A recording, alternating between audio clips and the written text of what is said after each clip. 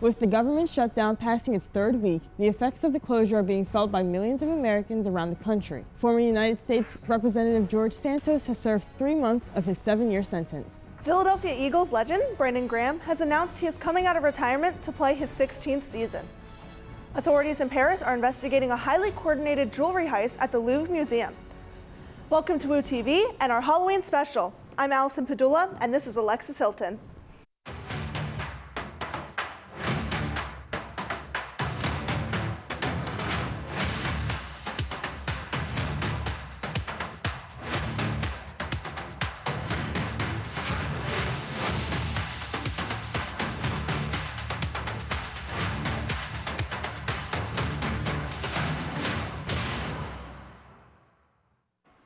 With the government shutdown passing its third week, the costs of the closure are increasing as Congress continues to circle inconclusive arguments. Hundreds of thousands of federal workers have been furloughed and several thousand more have been fired. Air traffic control shortages have only increased. With an increasing weight of the closure falling to millions of Americans who rely on the government, President Trump is preparing to embark on a trip to Asia to discuss foreign policy. The Democrats have used the shutdown to leverage for their demands to extend the Enhanced Affordable Care Act subsidies, without which millions of policies will shoot up in the price at the end of the year. The Republicans, however, refuse to budge on the act, stating it is rife with fraud, waste, and abuse. If the government shutdown continues, the Supplemental Nutrition Assistance Program, also known as SNAP benefits, faces the risk of running out of their federal money. Several states, including Pennsylvania, will be forced to suspend the program. SNAP, which is often referred to as food stamps, currently serves around 42 million low-income Americans. The program issues benefits that can be used like cash to purchase food. SNAP has been traditionally federally funded, but is given out by the states individually, meaning the shutdown's impact will vary from state to state. Pennsylvania officials have stated that they will not be able to distribute November SNAP benefits if the shutdown continues past Monday, October 27th. Disgraced former Republican New York Representative George Santos was 3 months into a 7-year sentence after pleading guilty to wire fraud and aggravated identity theft charges when President Donald Trump gave him a pardon. The pardon was one of the over 1,600 people he's granted clemency to, a large majority of them being granted to January 6 insurrectionists. Trump granting Santos's clemency also clears him of the obligation to pay almost $400,000 to his victims for his crimes. The justice system has lost around $1 billion in fines, forfeitures, and restitution due to Trump's pardon, failing to collect revenue and stopping victims from receiving debts owed to them. President Donald Trump said the United States could buy Argentinian beef in an attempt to bring down beef prices for American consumers. U.S. beef prices have been high for many reasons, like a crop drought and the reduced imports from Mexico due to a flesh-eating pest in their cattle. There have been mixed feelings about this deal, with Republican lawmakers like Senator Deb Fischer worrying that the market will hurt our cattle ranchers.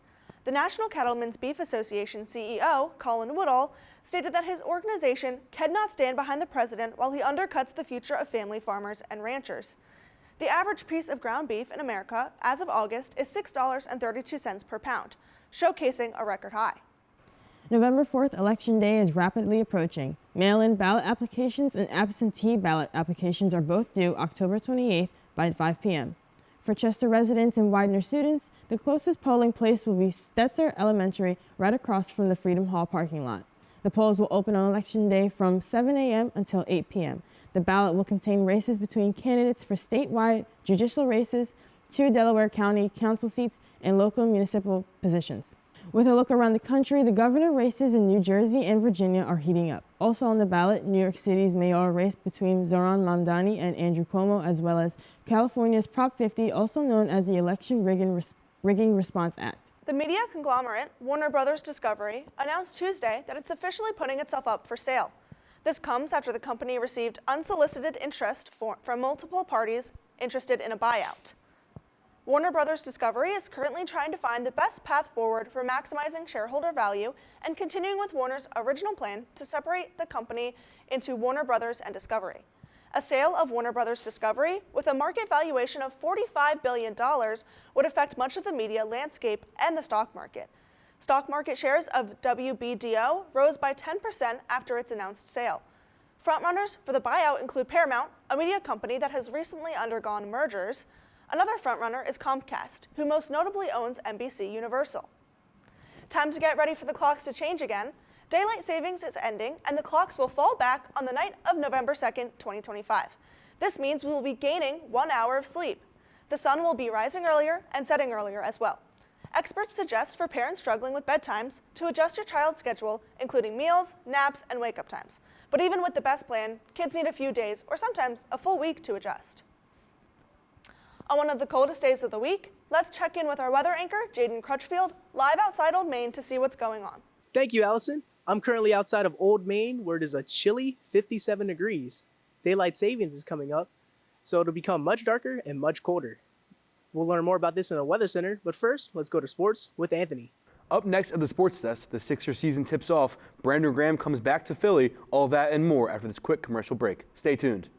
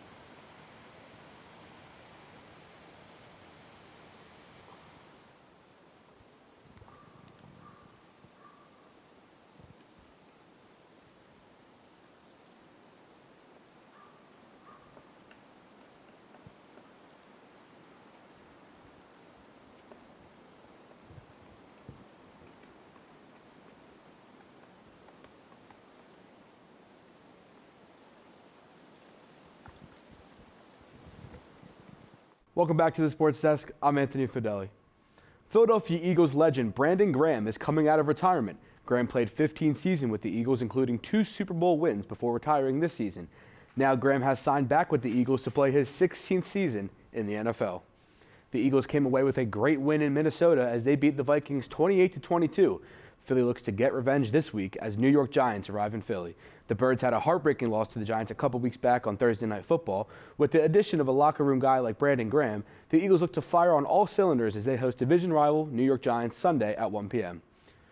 The Philadelphia 76ers are back. Rookie VJ Edgecombe put up 34 points in his first regular season NBA game. Edgecombe currently holds the record for the third highest amount of points scored by a rookie in their regular season debut. He sits behind Frank Selvey, 35 points in 1954.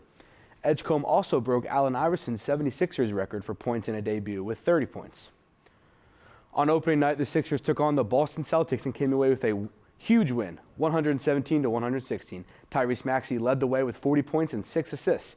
Philly looks to stay things rolling as they host Charlotte Hornets for their home opener Saturday at 7:30 p.m.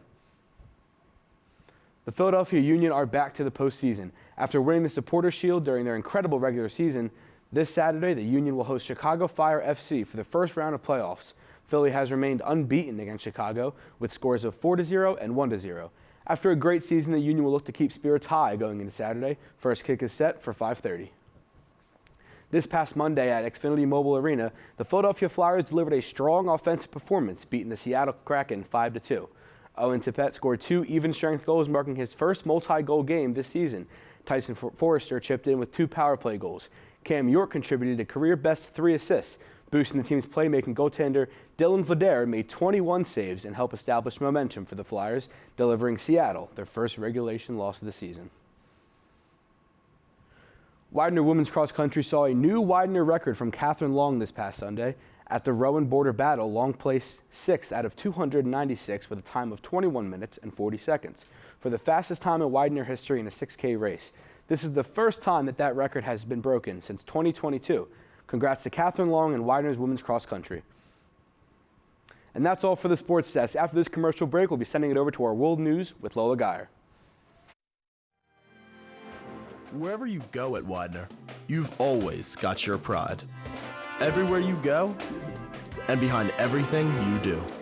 And before you know it, you are working in your field, realizing your life's ambitions before you even leave Widener. If you have a dream, come join us. Widener University. Many rulers, one pride.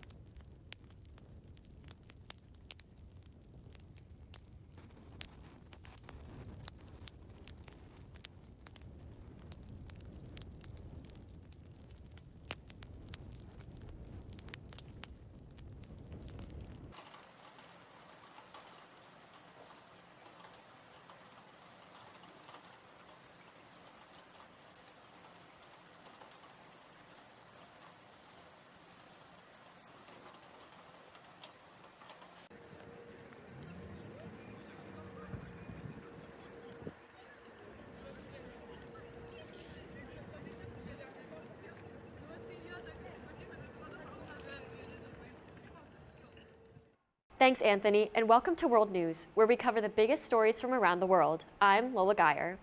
A group of thieves are currently on the run after a successful jewelry heist at the Louvre Museum in Paris, France. In just 7 minutes, the thieves managed to get inside by cutting through windows with power tools, breaking into the display cases, and making their escape on scooters. According to authorities, 8 items were taken that previously belonged to French royalty or imperial rulers.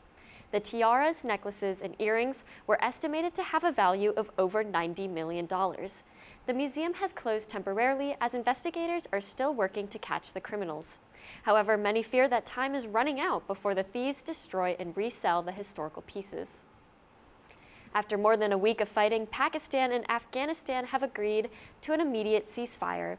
Both sides have claimed to have heavy casualties as this conflict marks the worst fighting since the Taliban's return to power in 2021.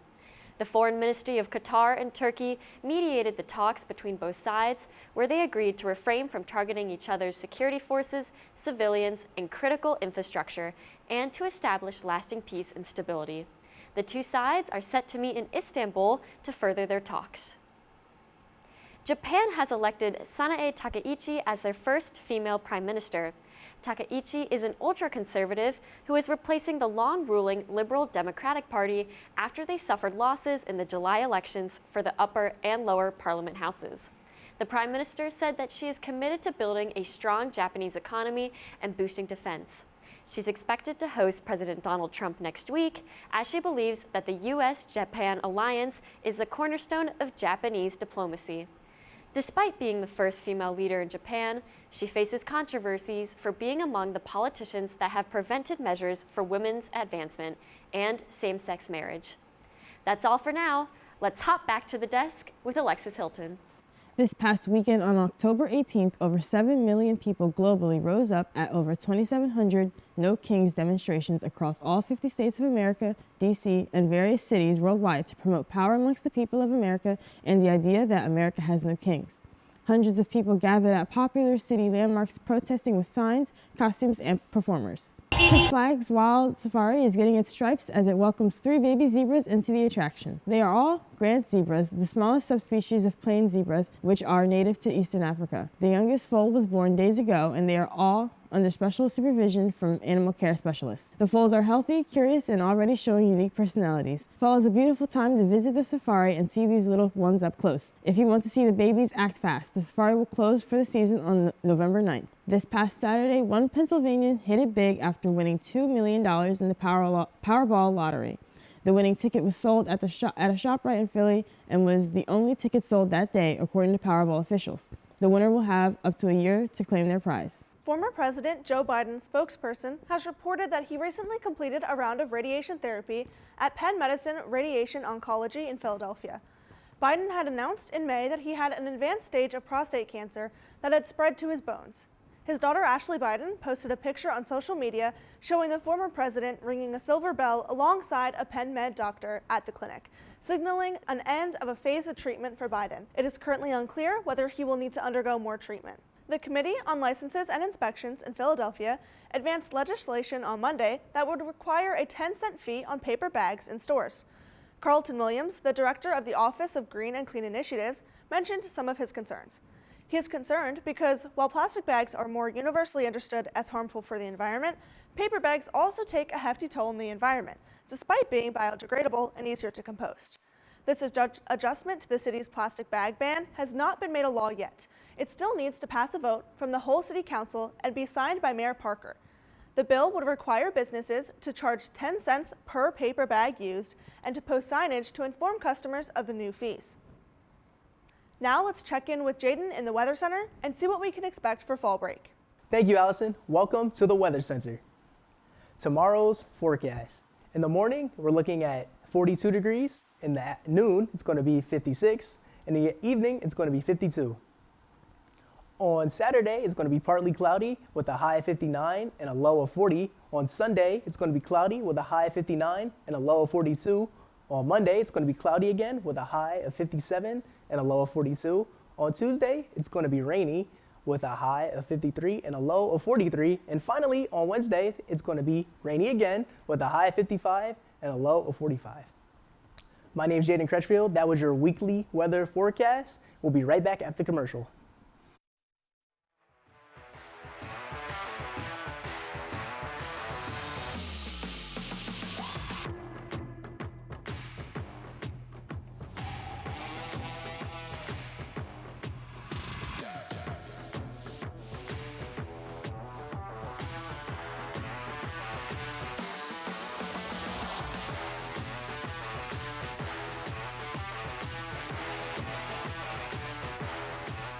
Coming up soon is the Mayor of Freedom Hall's birthday, Stan Price. Who is Stan? Our reporter Ashton Ray has all that and more. Do you hear that?